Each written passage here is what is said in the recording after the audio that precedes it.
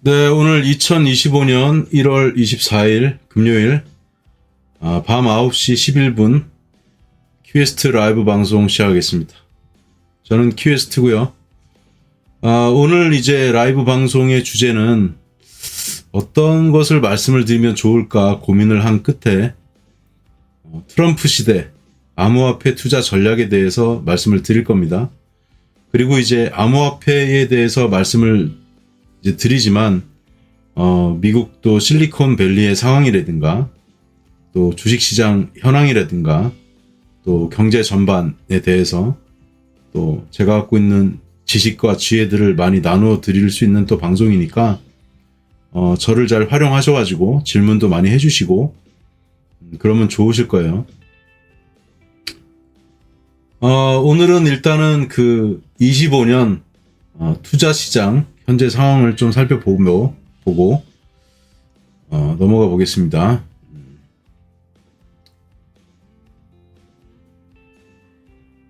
이건 잠깐 제 소개고요. 잠깐만. 이거 얼굴을 보여드리고 인사를 했어야 되는데 깜빡하고 얼굴 안 보여드리고 인사를 한 점 양해 부탁드립니다. 자, 인사드리겠습니다.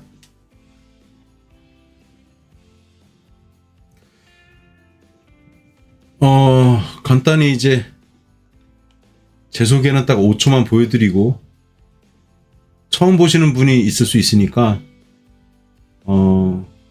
제가 나름 그래도 자부심이 좀 있는 거는 해외 이제 여러 도시들을 그냥 이제 단순히 다닌 게 아니라 저는 해외 도시들을 나가면 이렇게 샅샅이 좀 조사한다 그럴까요? 그 인문학자 같은 느낌으로 조사를 하거든요. 그런 게 있고 또 글로벌 MBA를 갔다 오면서 그런 것들이 또 같이 강화됐고 통계들도 잘 알고 경제에 대해서 실무 경험이 있다. 뭐 이런 거는 제가 솔직히 좀 자부심이 있습니다. 순서 일단 메인 위로 올리기. 그래서 제가 그 여러분들이 보시기에 오른쪽에 그 책을 이렇게 좀 비치해 놨으니까 제발 좀 읽으셨으면 좋겠다. 저는 너무 안 읽으시니까. 자, 그러면은 이렇게 한번 해볼까요? 자, 주요 지수 종목 퍼포먼스부터 한번 살펴보겠습니다. 조금만 켜볼까? 자, 잘 보이시죠? 근데 이렇게 오케이 이 정도는 되겠다. 자, 이게 이제 1월 성적표거든요. 이제 성적표인데 다우하고 나스닥이 사실 며칠 전만 해도 마이너스였어요. 그런데 지금 플러스로 돌아섰다. 트럼프가 이제 뭐 관세도 다른 나라에 때리겠다 뭐 이런 정책들을 발표하고 행정명령에 이제 서명을 하면서 야, 트럼프가 뭔가 좀 보여줄 것 같은데 이제 그런 분위기가 이제 시장에 다우 나스닥 시장이 지금 형성이 되고 있다 이렇게 보시면 되겠고요. 코스피하고 코스닥은 이제 상승 추세가 1월에 좀 나타나고 있죠. 워낙 많이 빠졌었고 작년에 전 세계 이제 선진국 한 13개 국가 증시 중에서 거의 뭐 13등 꼴찌를 했으니까요. 그래서 지금 4.8% 코스피, 코스닥은 6.8% 상승을 한 상태고요. 요즘 이제 제 주변에도 금을 많이 물어보시더라고요. 금 투자하면 좋지 않냐. 그래서 금이 지금 5% 정도 올라 있는데 저는 제 개인적인 생각으로는 금이 올해 상승할 수는 있겠지만 그렇게 많이 오를까? 라는 좀 저는 의구심을 좀 갖고 있다. 그리고 오일이라는 거는 지금 뭐 계속 제가 말씀드리죠. 75불 이하로 내려가면은 매수 관점으로 들어가면 된다. 왔다 갔다 하고 있죠. 그리고 트럼프가 이제 미국 내 원유 생산을 늘리겠다는 말을 했기 때문에 아무래도 미국도 이제 주요 석유 이제 소비처잖아요. 근데 미국이 이제 셀프로 그 직접 이제 캐는 것도 있고 셰일가스로 캐는 것도 있기 때문에 공급이 증가되면 유가는 안정이 될 확률이 높고 그럼 유가는 하락할 확률이 높죠. 전쟁도 이제 러시아하고 우크라이나 러시아 전쟁이 또 종전이 임박했다는 소식들이 지금 들려오고 있어요. 조금씩. 세부 협상만 남았고 현재 상태에서 제가 파악한 정보로는 사실은 우크라이나가 지금 러시아한테 상당히 밀리고 있고 러시아들이 이제 조금이라도 영토를 더 뺏으려고 이렇게 디테일하게 조금씩 이제 더 침투에 들어갔기 때문에 우크라이나가 지금 더 버티기 쉽지 않다. 왜냐하면 트럼프는 아마 이렇게 말할 가능성이 있거든요. 그 러시아하고 종전해. 근데 종전 안 하면은 무기하고 원조를 끊어버릴 거야. 그게 이제 우크라이나 입장에서 보면 조금 뭐 억울하다? 좀 안 좋다 볼 수 있지만 어쨌든 간에 우리나라도 대한민국도 예전에 6.25를 겪었잖아요. 근데 그 제가 이제 세계사 뭐 전쟁사 이런 것도 공부를 상당히 많이 하는 사람인데 6.25의 그 전쟁사를 보면은 처음에 6개월에서 1년만 치열하게 전투를 했고 나머지 2년은 거의 휴전선 그어놓고 그 고지 전투를 주로 벌려요. 그 조금이라도 땅을 뭐 1km라도 더 먹으려고.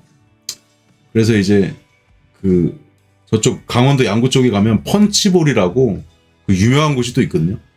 그 펀치볼 그 산 같은 게 있는데 거기를 빼앗으려고 1km, 2km 남짓인데 거기를 한 10번, 20번을 뺏기고 막 그런 고지전을 한다고요. 그걸 지금 우크라이나하고 러시아가 하고 있는 상태고 자 누군가에 의해서 뭐 유엔이 그걸 못하니까 미국에 의해서 종전이 된다.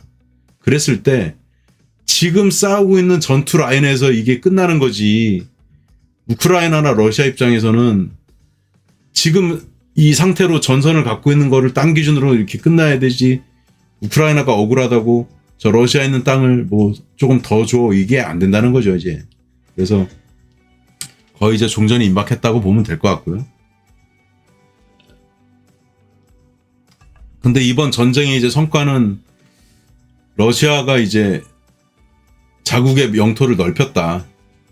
근데 다만 지난번에 그 시리아 내전 있을 때 그쪽에 이제 그 지중해 쪽으로 나가는 그 항구를 뺏겨가지고 러시아는 그쪽에 좀 타격이 있고 어쨌든 그 우크라이나 쪽에 그 지금 제가 갑자기 항구 이름이 기억이 안 나는데 나갈 수 있는 그 항구는 일단 확보를 하고는 있으니까 그쪽에.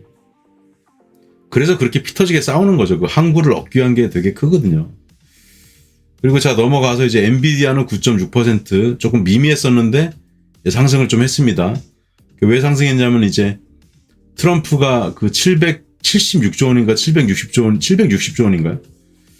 그 AI 이제 투자를 확대하겠다 이 발표를 하면서 지금 확 올랐죠, 그죠? 그다음에 코인베이스는 조금 애매했다가 비트코인이 상승하면서 이제 코인베이스는 조금 특이하게 움직이거든요. 그래서 코인베이스는 갑자기 또 밋밋하다가 19.2% 정도 상승을 했고 아모레퍼시픽이 18.9% 상승했고 제가 이제 아모레퍼시픽은 전 직장이니까 항상 이렇게 봐요. 내수 대표주기 때문에 삼성전자가 힘들죠. 지금 0.9% 상승했고 잘 듣고 계시죠? 그리고 이제 SK 하이닉스는 지금 무려 26%가 올랐는데 SK 하이닉스 같은 경우는 지금 뭐 성과급도 1500% 지급이 된다 그래요. 그러면 저도 사실은 그 아모레 전 직장 다닐 때 제가 가장 높게 받아본 그 연봉이 1억 6천 정도 됐거든요. 근데 그 하이닉스 여러분들이 아셔야 될 거는 하이닉스에서 이제 1500% 성과급을 받으면 물론 부러운 일이죠. 근데 이제 연봉을 한 1억 정도 받는 분들이 예를 들면 그때 기사에 며칠 전에 보니까 예를 들면 한 5천만 원 정도 받는다 이렇게 나왔어요. 그 5천만 원이 다 내 돈이 아니에요. 그 5천만 원은 1억을 훌쩍 넘는 돈에서 5천만 원이기 때문에 세율이 최고 구간에 걸리거든요.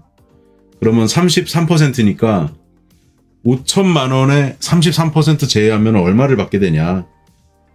보너스를. 이거 안 받아보신 분들은 잘 모르실 거예요. 실수령액은 5천만 원 중에 얼마가 되냐.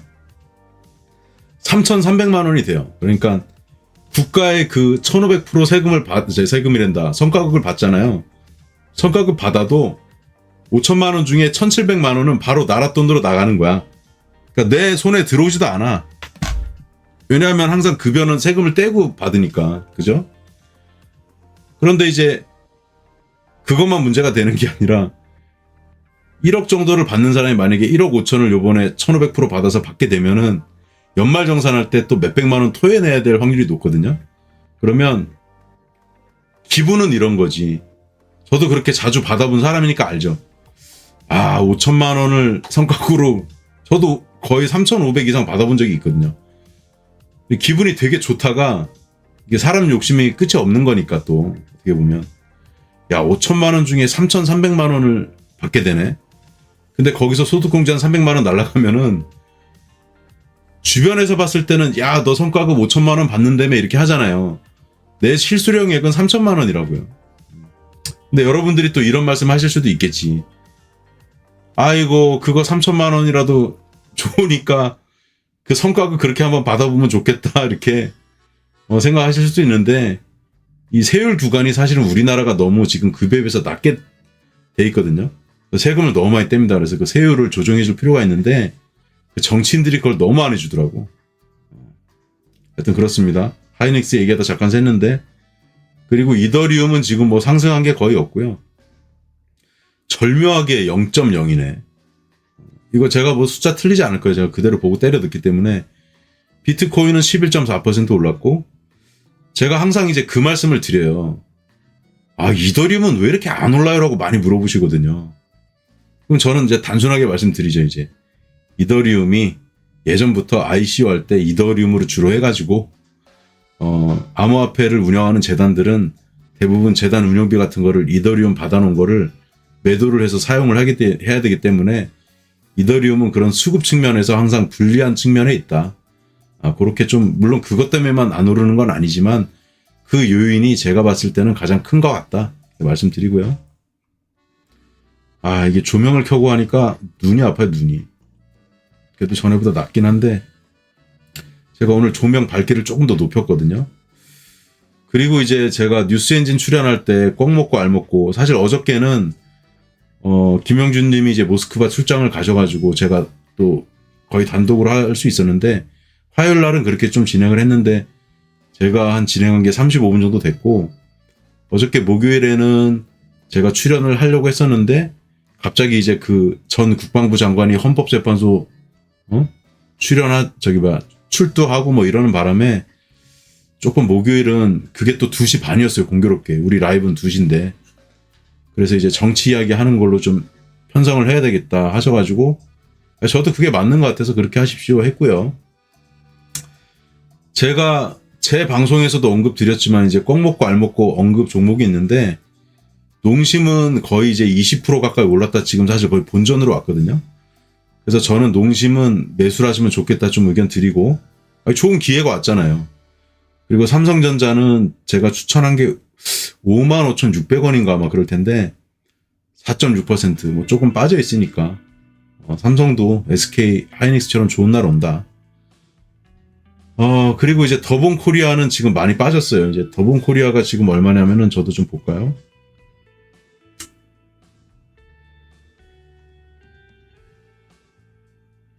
더본코리아 가격 제가 잠깐 보겠습니다. 더본코리아가 지금 3만 50원이에요. 근데 더본코리아가 저는 3만 원을 어떻게든 지금 사수하고 지금 버티고 있는데요. 제가 뭐 안 되라고 고사 지내는 건 아닌데 그 뭐라고 할까 결국은 버티기 쉽지 않을 거다. 그래서 혹여라도 더본코리아 3만 원 초반에서 잘 버티는 데다 매수 들어갈까? 라는 생각은 저는 접으셨으면 좋겠다. 큰일 날 수 있다. 이미 사람들이 시체가 위에 많이 쌓여있다. 6만 원대부터. 6만 원대부터 지금 3만 원대까지 시체가 많이 쌓여있다. 그리고 금양은 드디어 가격이 2만 원대가 깨져가지고 17,960원이에요. 제가 금양은 상장 폐지될 수 있다고 말씀드렸죠. 그래서 이 말씀을 드린 이후에 여러분이 저한테 금양에 대한 문의를 주셔가지고 어떻게 대응하시면 좋겠다 말씀을 좀 드렸습니다. 그래서 제가 말씀드린 분 중에는 그때 금양이 28,000원, 9,000원 갔을 때 반등을 좀 했었거든요. 그때 제가 정리를 하고 손절하고 다른 거에 투자하는 게 나을 것 같다 의견도 좀 드렸어요. 자, 그리고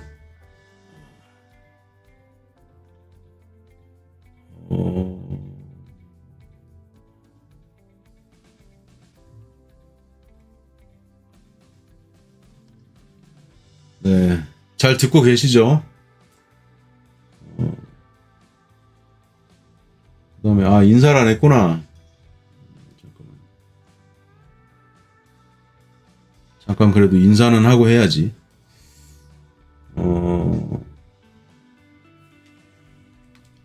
저도 이제 노안이 와가지고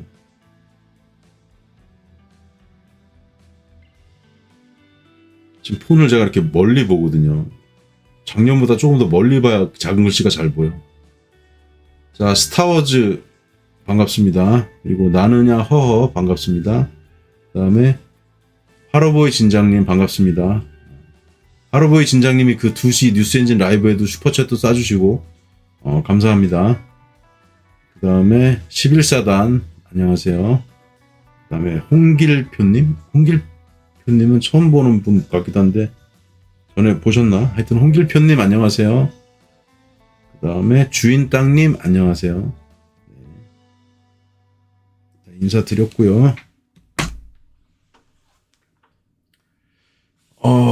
그리고 제가 여기 이제 LP가 있잖아요. 옛날에 제가 LP를 들었던 추억이 있어갖고 LP를 사서 LP판도 이렇게 들어보고 하는데 저는 개인적으로는 추천드리고 싶진 않습니다. 왜냐면 우리가 어렸을 때 듣던 그때 LP판의 음질은 그 당시에 맞게 저희 기억 속에 좋은 기억이 있거든요. 그런데 지금 상태에서 우리가 그 이후에 테이프, CD로 진화를 하고 MP3로 뭐 진화를 하고 사실 MP3가 CD 음질보다는 좀 안 좋지만 그건 또 주파수에 또 관련된 또 사항이 있어서 근데 LP를 들으면 저는 솔직히 그렇게 썩 좋지만은 않은 것 같아요. 그래서 LP를 들으실 분들은 굳이 LP에 투자를 많이 안 하셔도 될 것 같다. 그리고 요즘에 LP판이 보통 한 장에 막 4만 원, 5만 원 하거든요. 그래서 뭐 감성적으로 좀 체험을 하고 싶으시면 LP 카페 같은 데 한두 번 일단 가보시고 그래도 나는 사고 싶다 하면 사시는 게 좋지 않나 그렇게 말씀드립니다. 근데 저는 그럼 이렇게 물어보실 수 있잖아요. 그럼 QS 당신은 왜 샀어? 뭐 돈이 남아돌아 산 거야? 뭐 이렇게 물어보실 수도 있는데 저는 원래 어릴 때부터 음악을 좋아했어요. 나름 음악 애호인입니다, 제가.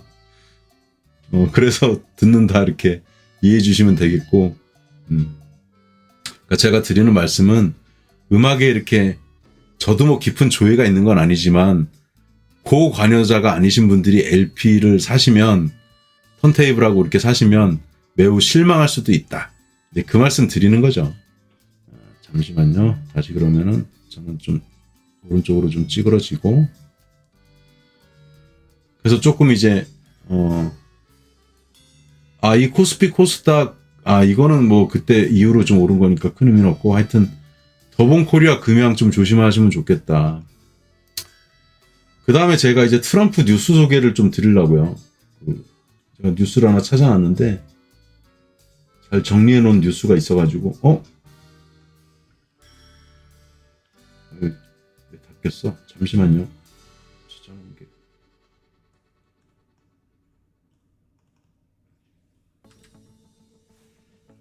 자, 트럼프가 이제 제가 라이브를 2시부터 2시 39분 그 이후에까지 이제 들었었는데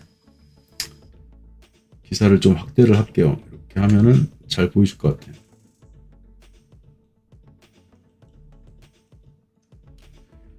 자, 핵심만 말씀드리면 그 행정명령에 서명을 했어요. 트럼프가 했고 그래서 제 썸네일에 오늘 썸네일에 나와 있는 내용이 서명한 그 장면을 제가 캡처를 해놓은 거고 자 이제 SEC가 친가상자산으로 이제 돌아섰다. 그리고 이제 CFTC는 여기도 또 이제 증권 관리하는 위원회거든요. 성격이 좀 다르죠. 다른데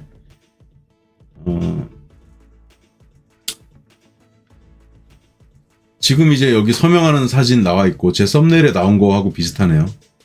근데 이거는 그때 캐피털 원 아레나에서 상징적으로 한 10개 정도 서명하고 그때 만년필을 이렇게 던져주는 퍼포먼스를 했었거든요. 네, 커먼센스님 반갑습니다. 근데 쇼맨십을 잘하는 것 같아. 그 야구장에서 만약에 미국 메이저리그가 다른 점은 공수교대 할 때 있잖아요. 수비가 갖고 있는 공을 거의 들고 들어간다기보다 특히 외야수에 있고 이런 외야가 주로 그런데 외야 수비하고 있는 그 좌익수, 중견수, 우익수 있죠.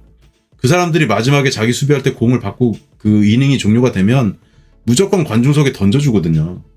근데 우리나라는 좀 그런 쇼맨십이 너무 약해. 서비스 마인드셋이. 트럼프는 바로바로 그때 막 던져버리잖아요. 왜? 그 추운 날에 캐피털런 아레나에 와서 가까이 보이지도 않는데 와서 지지자들이 앉아갖고 보고 있잖아요. 그러니까 얼마나 고맙겠어. 그러니까 딱 그 자기가 서명한 거하고 똑같은 그 만년필인지 하여튼 볼펜인지 그거를 갖다 사람들한테 던져주고 말이야. 얼마나 기분 좋겠어. 자, 여기 이제 보시면은 핵심적인 거는 가상자산. 나는 가상자산이란 말이 잘못됐다고 계속 얘기하잖아요. 저는 암호화폐야. 언제까지 우리나라는 가상자산이라고 잘못된 용어를 쓸 거냐 이거죠. 제가 화면에서 너무 이쪽으로 좀 쏠려서.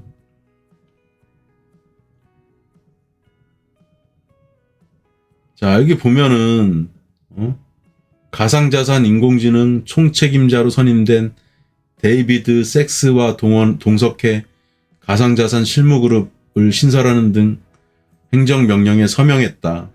가상자산 실무그룹은 디지털 자산 관련 정책에 대해 백악관에 조언하는 역할을 맡으며 재무부, 법무부, 증권거래위원회, 그다음에 상품선물거래위원회 등 정부 기관들이 관여한다.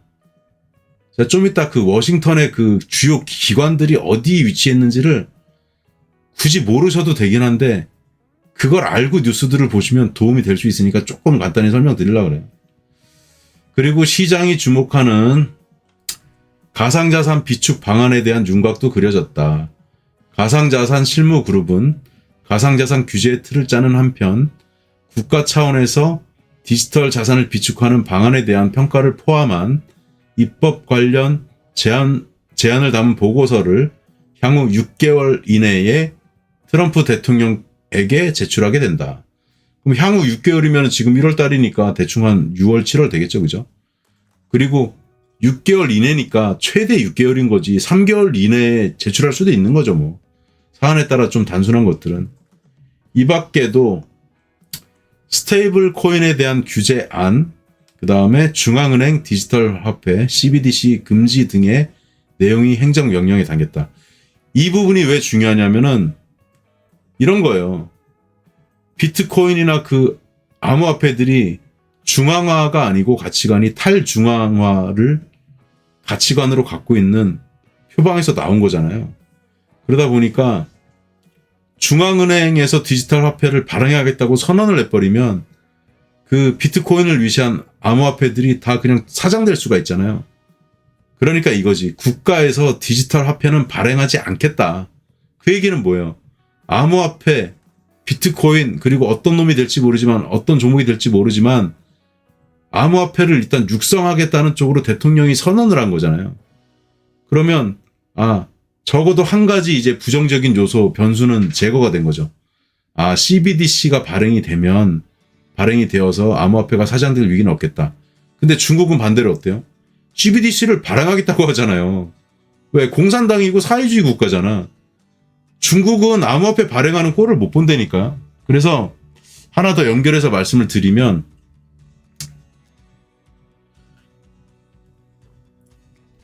러시아가 이제 암호화폐에 관심이 좀 많아요, 사실은. 근데 저는 일장일단이 있다고 보는 게 뭐냐면은 러시아도 사회주의 국가란 말이에요. 공산국가고. 러시아가 과연 암호화폐를 도입을 하는데 그 중앙은행의 디지털 화폐 CBDC를 발행하지 않고 트럼프 같은 노선을 갈 수 있을까? 저는 그것에 대해서는 조금 저는 의구심을 갖고 있어요. 그래서 러시아가 중국과 다르게 중국은 CBDC를 만든다고 표방을 이미 했고 계속 뭐 연구도 하고 테스트를 하고 있는데 러시아가 과연 중국처럼 갈 것인가? 미국처럼 노선을 표방할 것인가? 저는 확률적으로는 중국처럼 갈 확률이 높다고 보는데 그러면 이제 양립한다는 얘기를 하잖아요, 우리가. 러시아는 약간 CBDC도 발행을 하는데 다른 것도 육성을 할 거야, 이렇게 하이브리드로 갈 수도 있거든요. 그런데 그렇게 되면은 러시아에 있는 그 암호화폐 투자자들은 항상 좀 불안할 수밖에 없겠죠, 아무래도. 그 정도 러시아는 말씀을 드리겠습니다. 그리고 이 뉴스에서 조금 더 말씀드릴 부분이 있는데, 여기 암호화폐 대통령 이거 다 아시는 거고, 그 다음에 이제 여기 좋은 뉴스가 또 있는데 뭐냐면, 아까 제가 공개했는데, 이제 뭐 이 마크 유에다라고 일본계 미국인이 있어요. 그분이 SEC 내에서도 친 암호화폐주의자고, 한국에도 방문도 하고 그러시거든요. 그래서 그런 부분들이 좋고, 이제 이런 위원들도 좋고, 헤스터 피어스 위원은 뭐 크립토 맘이라는 별명도 갖고 있죠. 이 태스크포스 팀 자체를 헤스터 피어스 SEC 위원이 이끈다는 게 중요하죠. 저도 이제 전 직장 아모레퍼시픽에서 제가 태스크포스 팀을 뭐 한두 번 해봤겠습니까? 제가 총괄로 관리도 많이 했는데, 태스크포스 팀에서 가장 중요한 거는 누가 리더를 맡느냐예요. 왜? 태스크포스 팀의 리더를 아무한테나 함부로 맡겨주지 않고요. 그 태스크포스 팀의 리더가 끌고 가는 거니까, 어떤 사람이 태스크포스 팀의 리더가 되느냐가 그 태스크포스 팀의 성패를 저는 좌우한다. 거의 뭐 100이면 거의 80을 그 리더가 누가 하느냐에 따라 저는 좌우한다고, 거의 좀 과장되게 하면 80이고 최소 절반은 그 누가 리더가 되느냐가 중요하다. 이런 거를 뭐 실무를 안 해본 사람들은 제가 굳이 뭐 까자는 건 아닌데, 태스크포스라는 이름을 함부로 사용하지 마세요. 한 번도 안 해본 사람이 뭐 태스크포스 팀이 뭐 이럴 거다 저럴 거다 그 머릿속으로 상상하는 것과 실제 태스크포스 팀을 운영해 보는 거는 완전히 다른 차원의 문제죠. 왜? 보통 태스크포스 팀이 운영이 되면 한 부서에 있는 사람하고 일하는 게 아니에요. 그리고 공식적으로 차출을 또 잘 안 해줘. 그러면 태스크포스 팀 리더는 무한한 권한을 갖고 일하는 게 아니란 말이에요. 아우라가 있어야 돼. 그래서 자꾸 안 올라 그런 사람 있으면 전화해갖고 빨리 오라고 얘기도 하고, 협조 안 해주면 그쪽 팀장한테 전화해가지고, 예를 들면 제 상황을 말씀드릴게요. 약간 뭐 실제 일어난 일이니까. 만약에 이제 10개 부서가 한 명씩 차출해 주기로 했는데 자꾸 이 핑계 저 핑계 대고 안 와. 그 악질적인 팀장이 하나 있어. 협조를 안 해줘. 그럼 제가 그 팀장 찾아가든지 하죠. 왜냐하면 그 팀장이 저보다 고참일 수도 있고, 아니면 전화해서 막 협박도 해야 돼요. 약간 이런 거죠. 그 팀장님이 만약에 고팀장이라고 할까? 아니면 상대 저쪽 사업부장하고 임원하고 싸워야 될 수도 있거든. 여보세요. 아이고, 고팀장님. CEO 지시로 태스크포스가 결성이 됐는데, 왜 이렇게 협조를 안 해주시는 거예요? 어떻게 인사팀에다 보고를 좀 드릴까? 아니, 하루에 3시간씩 모여가지고 일하기로 했으면 3시간 와야 될 거 아니에요. 내가 이런 얘기를 팀장님한테, 팀장님이 아무리 저보다 고참이지만 제가 이거 전화해갖고 따져야 되겠습니까? 그 3시간 안 보내시면 저도 조치할 테니까 제대로 협조 해주시든지, 아니면 그냥 인원 뺄게요. 제가 보고 드리고, CEO한테 보고 드리고, CEO께 어디 팀은 협조를 안 해줘가지고 제가 태스크포스 명단에서 뺀다고 할 테니까 그 불이익은 팀장님이 다 받으시든지. 자, 예를 들면 이런 거예요. 태스크포스 팀장이라는 건, 리더는 이렇게 일을 하는 거지, 태스크포스가 알아서 굴러가는 줄 아십니까? 그래서 제가 말씀드리고 싶은 거는, 경제를 책으로만 배웠거나 실무 경험을 안 해본 사람들은 이런 게 운영되는 게 어떻게 흘러가겠다를 상상만 할 수 있지 제대로는 잘 모르실 거예요. 그래서 제가 아는 체 좀 했습니다. 네.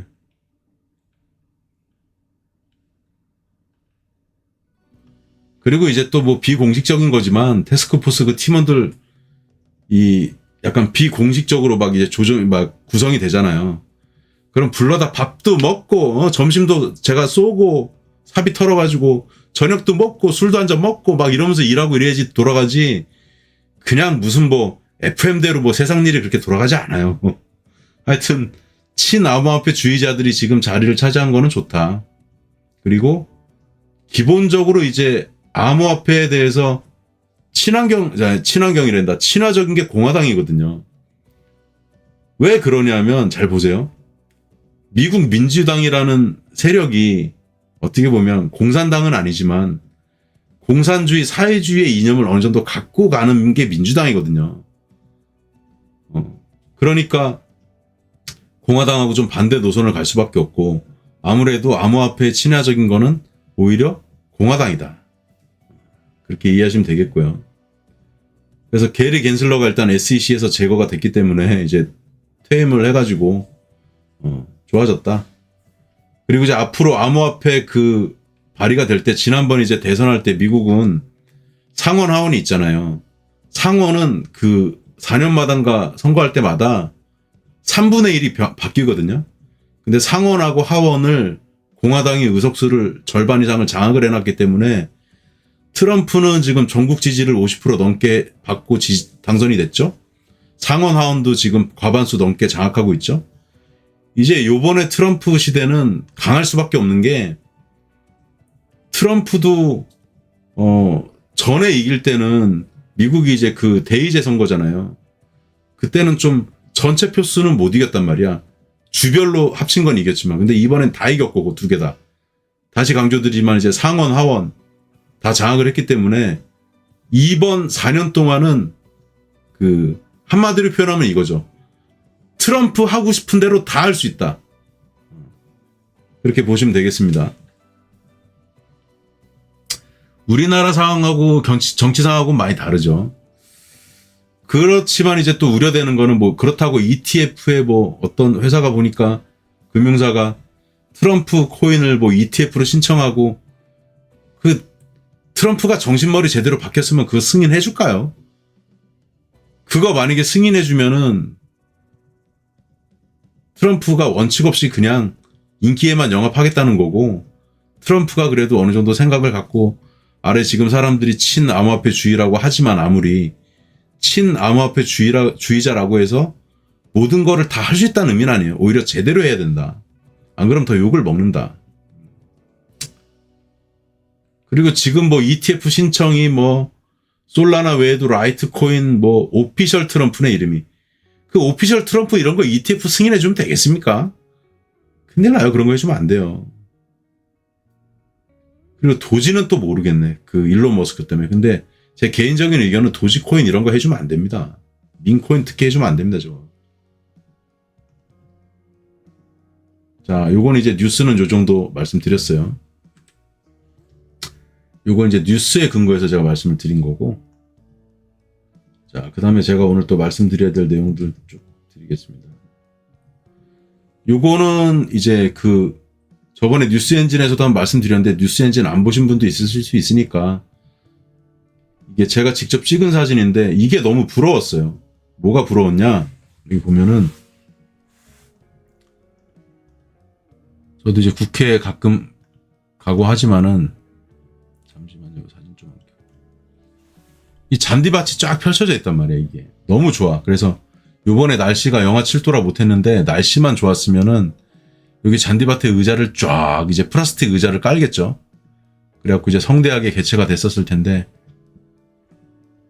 모 정치인은 이제 여기 갔다가 캐피털러는 아레나가 여기서 이제 왼쪽 편으로 1.8km 떨어져 있거든요. 그 농구장 체육관이죠. 거기 가서 보는 것도 싫다고 안 가고 호텔에서 본 정치인이 누군가 있었죠. 누구라고 제가 말은 안 하겠습니다. 근데 저는 왜 갔는지 이해가 안 가요. 자, 실리콘밸리 제가 설명을 좀 드릴게요. 트럼프가 또 실리콘밸리를 언급을 했어요. 자, 실리콘밸리는 제가 방송에서도 여러 번 언급드렸는데 오늘은 핵심적인 것만 좀 언급을 드리면 자, 여기 보시는 저 왼쪽 위에 있죠. 여기가 이제 이정우가 뛰고 있는 샌프란시스코 자이언츠가 있는 팀이고 이 건너편에 오클랜드 애슬레틱스인데 이제 작년까지 뛰고 이제 경기장을 옮긴대요. 근데 그 참 신기한 게 이쪽은 부촌인데 오클랜드는 좀 이런 표현하면 좀 미국 분들한테 좀 죄송한데 판자촌 같은 느낌이거든요. 그래서 저는 직접 오클랜드 구장도 가봤었는데요. 오클랜드 그 야구팀이 운영되는 게 기적이라고 생각이 들 정도로 완전 극과 극입니다. 여기는 샌프란시스코 자이언츠는 엄청 부자 구단이고 오클랜드는 거의 뭐 진짜 힘든 구단이다. 다리 하나 건너는 차인데 여기는 뭐 판자촌 같다니까요, 느낌이. 그래서 이쪽 굳이 여행 가실 분들은 오클랜드 굳이 안 가셔도 된다. 그리고 여기서 이제 차를 타고 제가 대략 그때 기억이 나는 게 한 40km, 50km 정도 되는데 이렇게 쭉 내려오면 1시간 좀 안 걸려요. 그러면 여기에 이제 산호세가 있고 여기 또 그 뭐야 이쪽에 팔로알토는 이제 메타가 있고 그런데 하여튼 여기 다 모여있다. 애플 요 밑에 있고 페이팔 여기 있고 여기 뭐 다 모여있어요. 하여튼 그 회사들이 스탠퍼드 대학교도 있고 여기 저기 봐 요쪽에 이제 산호세가 있고 요 약간 왼쪽이 산타클라라거든요. 여기 엔비디아, AMD 하여튼 다 모여있습니다. 여기 회사들이 너무 많아가지고 페이팔 요쪽에 있고 그러니까 미국의 어쨌든 그 기본적인 금융 중심 이런 것들은 뉴욕이 맞는데 저는 미국에는 이제 세 개의 축이 있다고 생각하거든요. 워싱턴은 일단 경제 수도니까 제외하고 뉴욕, 시카고, 샌프란시스코 물론 밑에 LA가 있지만 사실은 LA에는 무슨 이런 실리콘밸리 같은 그런 느낌의 도시는 아니거든요. 거주하는 성격이 강한 도시이기 때문에 미국의 저는 제2의 심장이 실리콘밸리라고 생각합니다. 그래서 트럼프도 언급을 했고 이쪽을 위해서 잘 갈 수밖에 없고 그렇죠. 자, 여기가 아까 말씀드린 그 산타클라라에 있는 엔비디아 본사고 산타클라라에 의외로 한국 사람들이 많이 거주하고 있다고 하더라고요. 여기 이제 이런 엔비디아나 AMD에 근무하시는 분도 계시고 한국에서 넘어가서 근무하는 분도 계시고요. 미국의 이제 2세, 3세들이 미국에서 태어나고 공부하고 또 한국 사람들이 똑똑하잖아요. 이제 취업을 또 하고 그래서 여기가 있고 요거는 엔비디아 근처에 있는 20개 정도 되는 건물 중에 하나고 그 중에 제일 메인 건물이고요. 실제 메인 건물은 여러분들이 지금 보시는 화면에서 제 얼굴의 왼쪽 편에 이렇게 어떻게 표현해야 되지? 하얀색 지붕으로 이렇게 두 개가 이렇게 생긴 건물이 있고 그 안에 이제 건물을 지어놨어요. 너무 더우니까 햇빛을 막으려고. 구글도 몇 년 전에 그렇게 짓기 시작했고 그렇게 계속 짓고 있습니다. 그 다음에 이제 이게 실리콘밸리 발상지인데 아마 1939년이었나? 여기 이제 휴대패커드 발상지죠. 여기 이제 함부로 들어갈 수는 없어요. 그래서 앞에서 사진만 찍었고 제가 몸으로 가렸는데 제 몸 뒤로 차고가 있는데 들어갈 수가 없어요.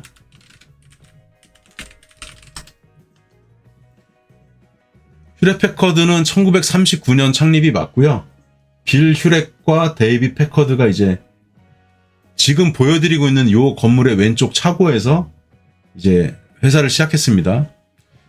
근데 미국 사람들이 왜 이렇게 차고에서 사업을 많이 시작하냐. 무슨 뭐 스티브 잡스도 그렇고 실제 이제 미국에 가보신 분들은 알겠지만 미국 사람들이 차고가 있잖아요. 그 안에 공구도 넣어놓고 심지어 미국 사람들은 엔진오일도 본인이 교체하는 경우가 많거든요. 워낙 비싸가지고 공임이.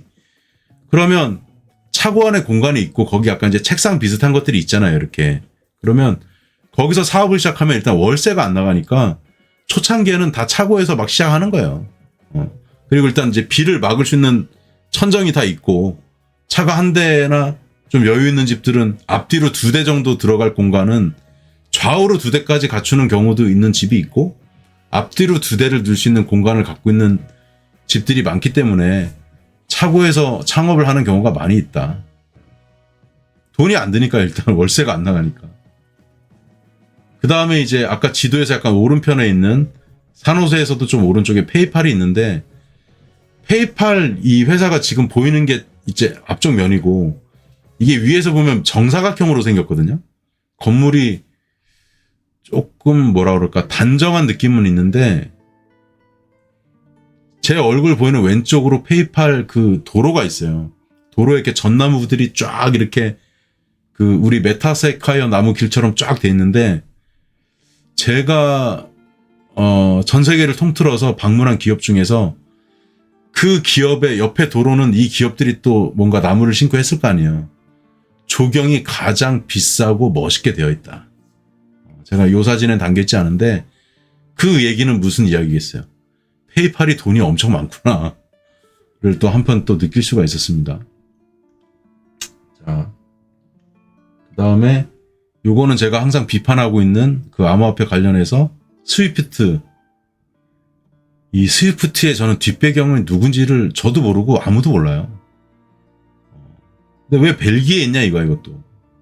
이게 이제 뉴스 엔진에서도 설명 좀 드렸는데 서울로 치면은 얘가 이제 벨기에 수도가 브리셀이잖아요. 브리셀이 서울이라고 치면은 라울페라는 이 아델 라울페라는 지역인데요. 여기는 분당 정도 되는 거예요. 그래서 분당 정도 차 타고 내려가면 이렇게 있는데 경비가 매우 삼엄하고 제가 뉴스 엔진에서는 빨리 설명하느라고 좀 설명을 못했으니까 좀 천천히 드리면은 요 왼쪽 길이 일하는 사람들이 차를 타고 들어가는 거예요. 그래서 차를 운전하고 가면은 이 보안 감지 기계가 있어가지고 문이 열리죠. 그리고 택배나 이런 것들은 허가받은 사람들은 요 오른쪽으로 들어가게 돼 있더라고요. 그래서 저는 이제 요 앞쪽에 어슬렁어슬렁 거리다 이제 좀 보고, 자, 여기 들어가는 차량은 여기 일하는 사람이죠, 이제. 이렇게 문이 열리게 돼 있고, 저 안에 엄청나게 또, 나름 또 큰 규모의 좋은 건물들이 있습니다. 근데, 아까 미국 의회의사당하고는 완전 다른 모습이죠. 아니, 보통 회사들이 저 안에 들어갈 수 있게 해주잖아요. 근데 여기는 들어가지도 못하는 거예요. 경비가 엄청 삼엄하고, 요 왼쪽에 초소가 있는데, 초소에만 일단 기본 3명이 있었고, 총을 소지하고 있었던 것 같고, 여기는 사실은 정부기관이 아니거든요. 벨기에 정부기관도 아닌데, 그냥 금융을 위한 이제 73년에 설립된 협의체 기구란 말이에요. 근데 그걸 벨기에 경찰들이 왜 보호해주냐 이거죠, 이제. 여기를 보다가 제가 이제 여기서 이제 이 화면에서 오른쪽 길로 이제 느낌이 저도 이상해서, 야, 저놈들이, 제가 그 건물 앞에 차를 한 30분 정도 세워놓고 보고 있으니까 저놈들이 분명히 저를 안 좋게 볼 것 같아가지고, 제가 그때 출장을 한 명 이제 우리 직원하고 동행을 했는데, 직원한테 이제 빨리 이동하자. 그래가지고 이동을 했단 말이에요. 아, 경찰이 쫓아오더라고. 그래서 차를 세워가지고 제가 이제 검문을 이제 받는 건데, 요거를 그때 제가 혹시 몰라가지고 여분의 폰이 하나 더 있었거든요. 얘를 주고, 제가 여분의 폰 있는, 이거 어떻게 찍었지? 하여튼 찍었어요, 이거를. 고프로로 찍었나, 뭘로 찍었나, 그래서 경찰 앞에서 이제 대담하게 이제 어떻게든, 제가 사실 왜 찍었냐면, 얘네한테 끌려갈 수도 있고, 오히려 제가 불이익을 받을 수도 있기 때문에, 저도 방어 차원에서 하나 찍어 놓은 거예요. 근데 얘네들도 여기 이제 이쪽에 총도 차고 있고, 좀, 저도 기분이 안 좋았지만, 차를 얘네들이 일단 다 뒤졌고, 트렁크를 다 뒤졌고, 트렁크하고 제 가방, 트렁크 다 열어가지고 이제 다 오픈해가지고, 막 뭐 거의 속옷 같은 것까지 디벼서 볼 정도로, 그렇게까지 하더라. 그래서 제가 얘기를 했죠, 이제. 아니, 내가 그 스위프트에다가 무슨 해를 가한 것도 아니고, 나는 경제를 공부하는 사람이고, 스위프트가 궁금해서, 와서 좀 관찰을 한 건데, 뭐 그렇게 잘못됐냐, 얘기를 했더니, 얘네들이 뭐 그 얘기를 하는 거야. 뭐 우크라이나하고 러시아 그때 전쟁이 발발한 지 얼마 안 돼가지고, 좀 이슈가 있다. 그게 뭐 솔직히 뭐 대단한 이슈야. 그래서 제가 너무 얘를 이제 성질을 돋우면 안 되니까, 그냥 의뢰 입장이니까 그때는 좋게 좋게 넘어갔는데, 뭐 이런 말 하고 싶었지만 참았죠. 근데 경찰이 왜 스위프트를 지키냐, 니네들은? 물론 이제 영어로 얘기하죠, 물론 이제. 그 얘기를 하고 싶었는데 꾹 참았죠. 왜냐면 그 얘기를 질문하는 순간 잡혀갈 것 같아가지고, 저도 경찰 봐가면서 이제 하거든요. 그래서 그냥 성질을 긁지 않고 일단은 여기를 벗어나야 되겠다. 그러고 나서 얘네들이 또 2차 추적을 할 수도 있으니까, 여기 다음에 저희 행선지가 이제 워털루였나, 그때 룩셈부르크였거든요. 그래서 얘 검문 이제 이 일을 겪고 나서 한 20km 정도는 빨리 벗어난 것 같아요. 그런 일이 있었고, 하여튼 스위프트는 진짜 거대한 금융 카르텔이다. 이거 저보다 나이가 많아. 제가 75년생인데 빠른, 물론 이제 친구들은 74지만 이거 73년도에 만들어진 게 지금도 이거 피 빨아 먹고 있는 거예요. 그 은행에서 미국으로 우리가 한 100만 원 송금하면 6, 7만 원 떼가는데 그 중에 정확히는 모르겠어. 근데 스위프트가 제가 볼 때 10,000원, 2만 원은 무조건 먹는다니까. 자, 잠깐만. 이거 질문이 있어. 잠시만요. 제가 설명드리겠습니다.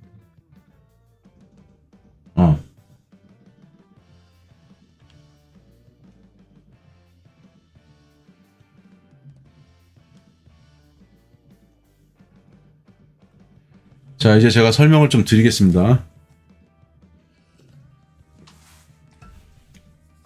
자, 올해 이제 그 암호화폐 이제 어떤 시장 전망이랄까?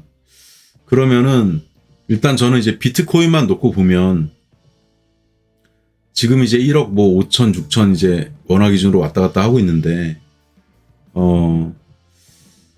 작년에 1억 5천 정도 이제 기록을 하고 트럼프 대통령 취임을 하고 비트코인만 놓고 보면은 올해 잘하면 2억 5천에서 3억 원도 갈 수는 있겠다. 그 생각이 일단 비트코인은 들고요.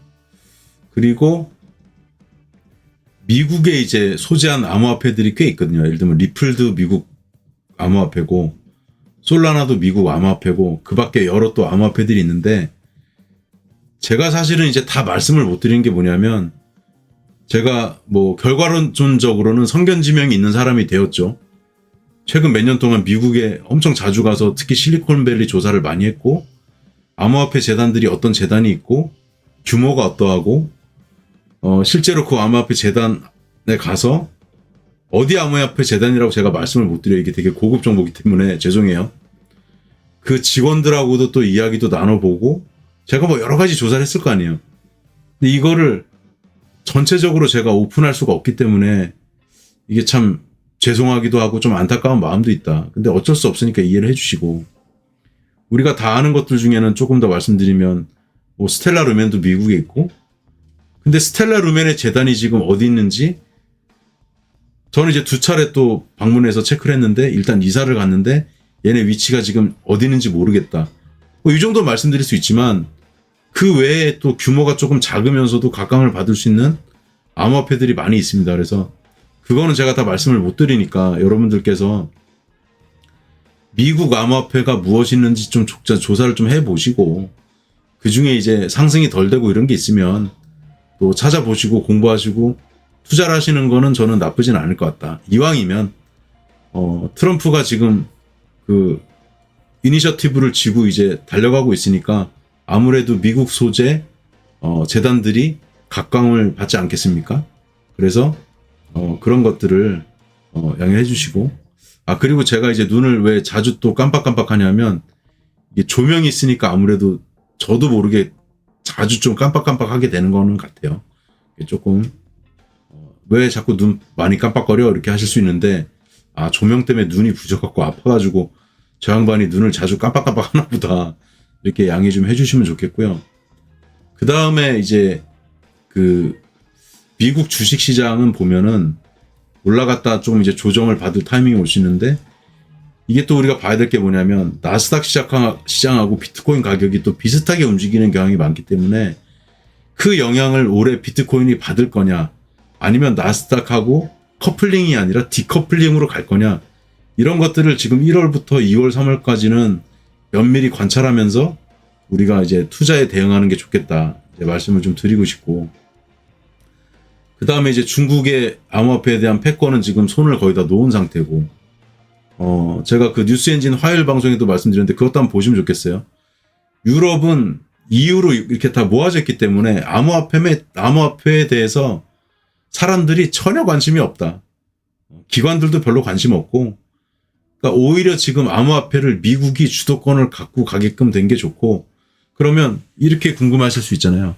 왜 트럼프는 암호화폐 패권을 가지고 가려고 하나? 첫 번째는 일단 표를 얻기를 위해서 그런 것도 있었을 것 같고 두 번째는 또 어떤 게 있냐면은 달러 패권을 유지를 해야 되는데 달러를 너무 많이 찍어내니까 달러의 힘은 점점 약해지고 있잖아요. 그런데 중국은 암호화폐를 갖다가 뭔가 가져가려다가 손을 놨고 트럼프가 잘 보니까 회전이 빠르고 머리가 똑똑한 사람이니까 야, 이거 암호화폐도 우리가 한 줄기를 갖고 가면은 각국이 다 CBDC를 발행한다 그래도 어차피 그게 각국의 통화처럼 움직일 거 아니에요.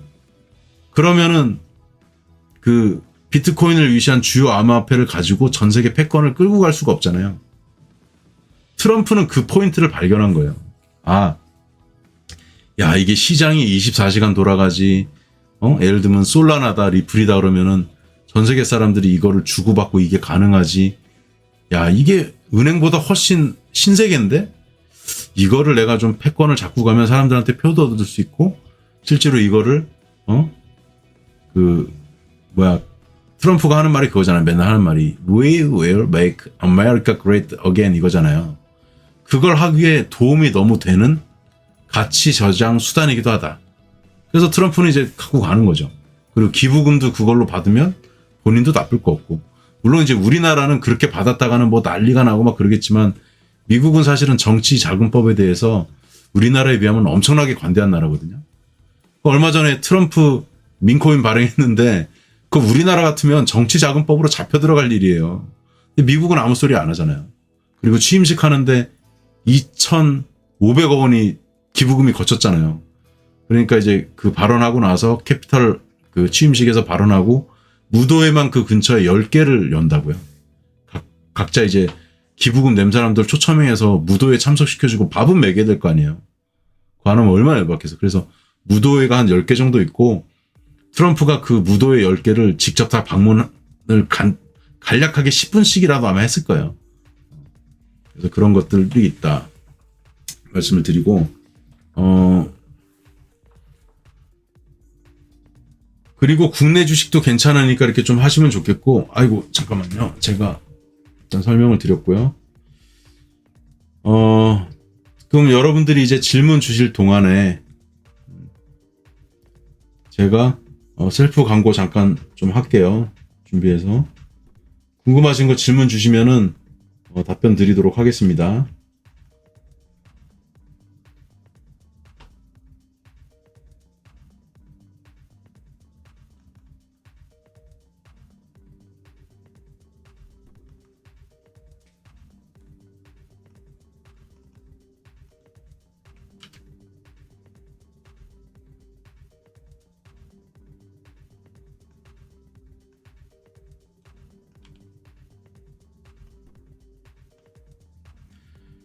그 농심은 사실은 상승했다가 지금 뭐 솔직히 말씀드리면 상승폭을 좀 반납을 하긴 했는데 오히려 지금 한번 눌리는 상황이기 때문에 매수 들어가기 좋다 말씀드리면서 주식 투자 하시는 분들은 지금 대부분 국내 투자자들이 미국 증시를 가야 된다 막 많이 외치고 있거든요. 근데 보통 개미들의 선택은 반대인 경우가 많아요. 그래서 주식 투자 하시는 분들은 본인이 한번 가입해서 해보셔도 좋겠고 주변에 이제 주식 투자하시는데 잘 못하시는 분들이 있을 거 아니에요. 그런 분들은 좀 소개해 주셔가지고 야, 이 양반 이거 가입하고 한두 달 한번 해봐. 뭐 손해 볼 게 있겠어? 이렇게 소개해 주셔도 좋을 것 같아요. 그 다음에 요건 이제 주식 관련해서 제가 하는 서비스고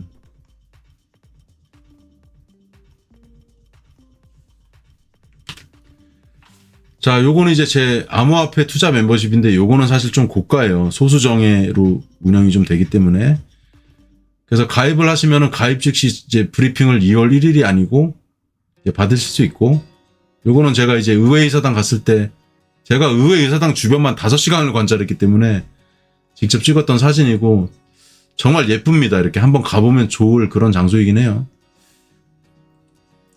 그리고 요건 이제 뉴스 엔진 출연하고 있는데 이 출연하게 된 계기가 그냥 저를 갖다가 출연시키는 게 아니에요.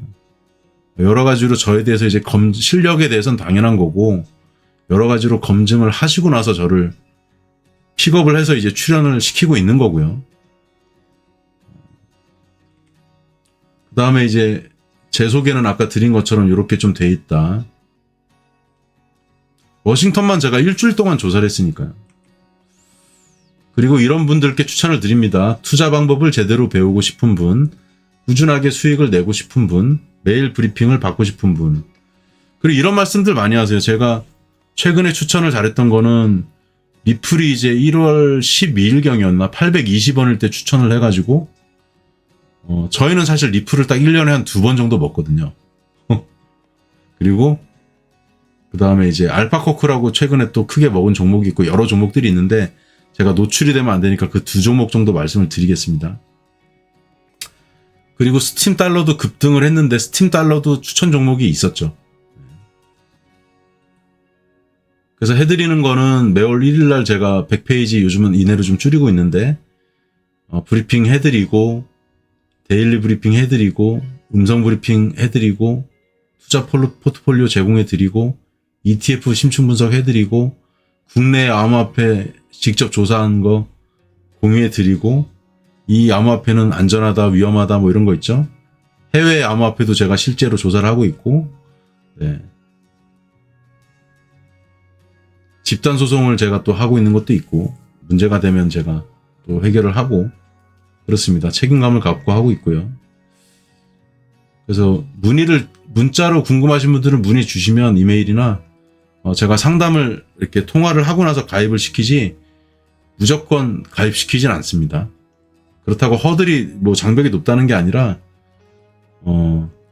그분의 투자 금액이나 이런 여러 가지 것들을 상담을 하고 이제 가입을 시킨다. 그냥 무조건 가입을 시키는 게 능사는 아니다는 거죠. 그래서 월 회비가 좀 비싼데 이게 12월 달에 제가 50% 인하란 거예요. 원래 2배가 비쌌는데 월 기준으로 골드는 1억 원 이상 투자하시는 분들은 100만 원, 2천만 원에서 1억 사이 투자하시는 분들은 월 50만 원, 500만 원에서 2천만 원 사이 투자하시는 분들은 월 25만 원 회비를 받고 제가 알고 있는 모든 걸 다 공유하는 거죠. 그러니까 쉽게 얘기하면 키웨스트가 매일 분석하고 그런 내용들을 키웨스트 머릿속에 있는 내용들을 나한테 공유를 다 해준다고? 그래서 비싸구나 이렇게 이해하시면 될 것 같습니다. 자, 이 책도 반드시 꼭 읽어보시면 좋겠고요. 자, 그러면은 이제 질문 받으면서 자, 질문이 하나 들어왔어요. 잠시만요. 시바이누가 어떻느냐. 저는 개인적으로 이제 그 답변을 드릴 때 참 조심스러운데 원래 제 성향 자체가 뭐라 그럴까요? 듣기 좋은 말씀만 드리지 않고 저는 팩트 위주로 말씀을 드리니까 그걸 감안하고 좀 들어주세요.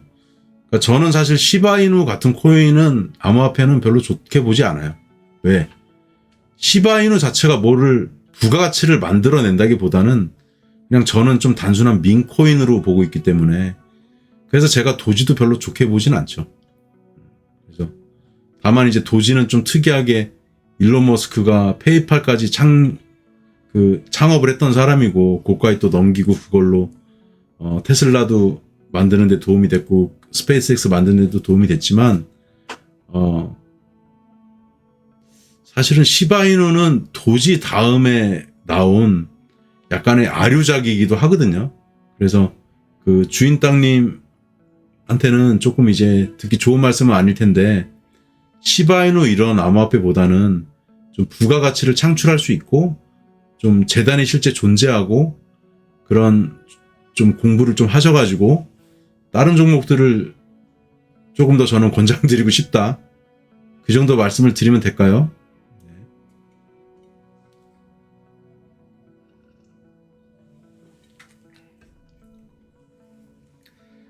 자, 제가 아까 대략 9시 10분에 시작했으니까 지금 1시간 정도 됐거든요. 저도 1시간을 좀 안 넘기고 싶고 여러분들이 너무 오래 들으시면 피곤하니까 자, 제가 한 2분 정도 기다려 볼게요. 그래서 2분 정도 기다릴 테니 여러분들이 이제 질문 주시면 질문 답변 드리고 마무리하고 만약에 2분 동안 질문이 없으시면은 오늘 이제 방송 들은 거에 대한 좀 소감 같은 걸 남겨주시면 좋을 것 같아요. 그래야 저도 다음에 방송할 때 참고를 할 수 있으니까요. 자, 그 다음에 제가 또 질문이 왔습니다. 자, 커먼센스님, 코인 투자 금융 무지렁이도 브론즈 등급 정도 가입 후 수익 낼 수 있나요? 네, 충분히 가능하십니다. 그거는 제가 어떻게 말씀드릴 수 있냐면 오히려 투자 경험이 없으신 분들은 제가 하라는 대로 하시거든요. 그래서 제가 투자하시는 분들을 또 가르치면서 이렇게 운영을 해보면 오히려 머릿속에 이상한 지식을 많이 갖고 계신 분들은 제 말을 잘 안 들으시고요. 경향이. 근데 잘 모르시는 분들은 저한테 전적으로 의지하실 거 아니에요. 그래서 제가 하라는 대로 하시거든요. 대부분. 그런 분들이 오히려 수익이 더 잘 나는 데이터를 제가 갖고 있죠. 빅데이터로. 그래가지고 문의를 주시면은 제가 상담을 하고 가입해서 일단 한 달을 해보시면 좋은데, 제가 좀 못해드리는 게 아쉬운 게 뭐냐면, 어떤 분들이 이런 요청을 가끔 해주세요. 아니 좀 맛배기를 좀 보여주면 보고 가입할 수 있지 않냐. 저는 그거를 극도로 꺼려합니다. 왜냐하면 제가 어떻게 자료를 만드는지 이런 것들을 다 노출하게 되면 그 소위 이제 그걸 또 비슷하게 따라하는 사람이 나올 수 있고, 그거 자체가 매우 저는 중요한 지적 재산권이라고 생각하거든요. 그래서 제가 가입을 좀 안 받으면 안 받았지 맛배기로 보여드리고 이런 거는 저는 그렇게는 안 합니다. 그거는 자부심이 있고 제가 직접 자료를 다 만들기 때문에 어디 대충 뉴스에서 퍼와서 붙여서 이거 보세요 하지 않습니다.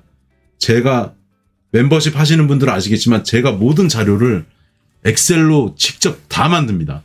그렇게 보시면 되고요. 네.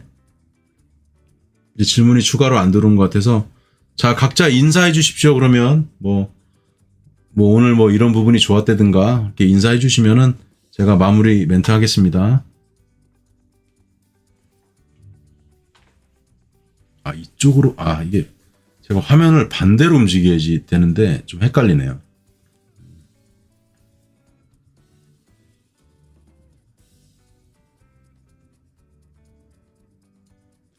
참고로 오늘 제가 피부 관리한 건 다른 거 없고, 샤워한 다음에 그때 말씀드렸던 그 60초 코스메 셰프 그 흑임자 같이 시커먼 그 팩 있거든요.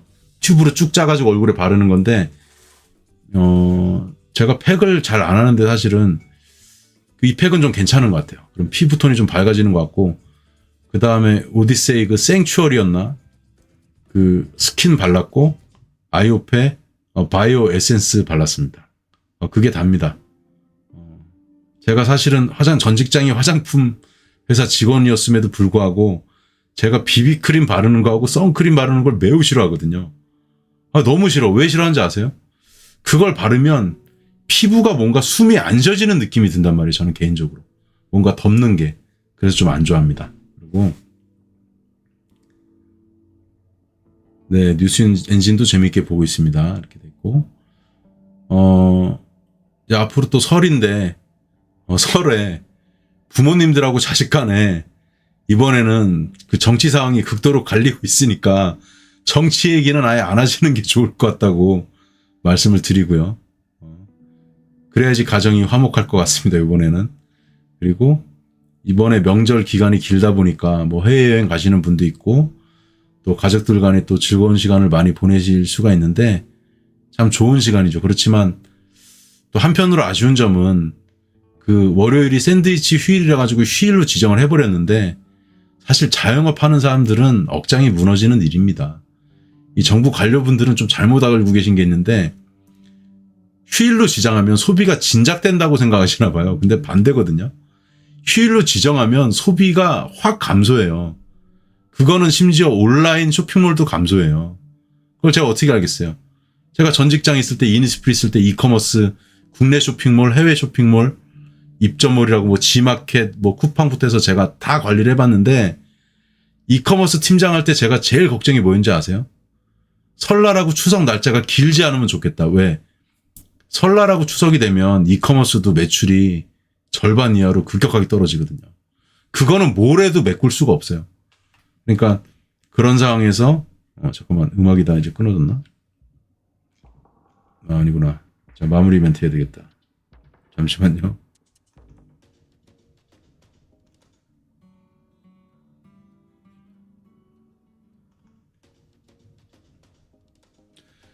근데 커먼센스 말이 맞고요. 연휴가 길면 이커머스는 매출 실종이라고 하셨잖아요.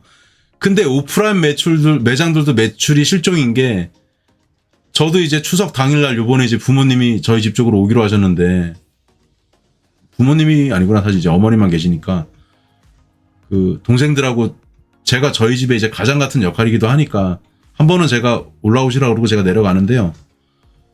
그 모시고 가고 싶은 고깃집이 있었단 말이에요. 근데 설날 당일에는 문 안 여는 식당도 많잖아요. 또 그렇고 그 여러분들이 이제는 집에서만 소비를 하시기보다는 또 설날이 되고 이러면은 바깥에 식당도 많이 이용해 주시고 그래야지 우리나라 이제 자영업자들이 살 수가 있고 경기가 돈이 돈다. 경기가 좋아진다는 거는 꼭 소비를 엄청나게 많이 한다라기보다는 내가 소비를 이렇게 조금씩이라도 하면서 그 돈이 이렇게 뱅글뱅글 막 돌아야 되는 거예요. 이렇게 막. 그래야 경기가 사는 건데 그러니까 제가 뉴스 엔진에서도 말씀드렸지만 그 소비가 덕이기도 하단 말이에요. 버추죠, 영어로. 소비. 그렇게 해주시면 되겠고요. 제가 뉴스 엔진에서 했던 성대모사인데 그래도 시청해 주셨으니까 못 보신 분들이 있을 것 같아서 한번 하고 끝내겠습니다. 트럼프 얼굴로 교체하고 해야 되는데 원래 이거. 그 트럼프 표정도 약간 제가 좀 따라하면서 이렇게 We will make America great again. 자, 이렇게 트럼프 성대모사를 한번 했고요. 저는 우리나라 정치인들한테 이 말씀을 드리고 싶네요. We will make Korea great again. 이 말씀을 우리나라 정치인들과 경제 관료분들에게 트럼프의 그 간결한 메시지. 우리나라도 좀 그런 간결한 메시지를 만들어서 거기에 집중하고 나가면 좋을 텐데 우리나라는 그런 메시지조차 없죠. 전혀 없고 맨날 여야 그냥 그 멱살 잡고 싸우고 있죠.